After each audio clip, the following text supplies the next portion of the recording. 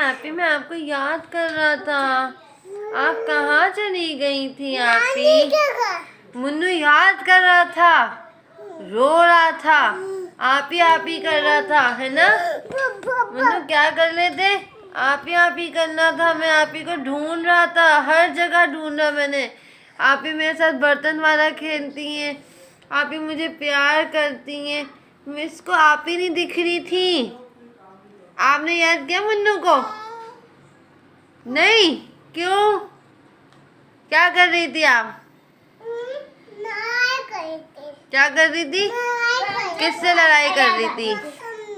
वासिफ से?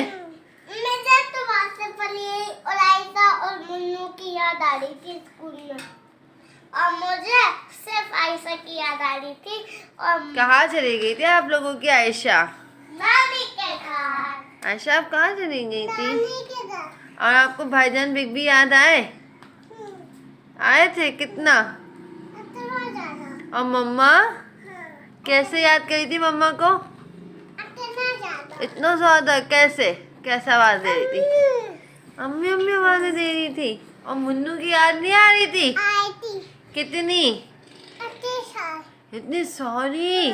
और मुन्नू मैं भी आपको याद कर रहा था। मैं भी आपको शाम को नाश्ता करते हुए याद कर रहा था, खाना खाते हुए याद कर रहा था। मेरे साथ कोई खेलने वाला नहीं था, सिर्फ मम्मा खेलनी थी, है ना? अच्छा, आपको अप्पा की याद आई थी? नहीं। क्यों बेबी? अप्पा गंदे। क्यों गंदे इतने अच्छे? आपको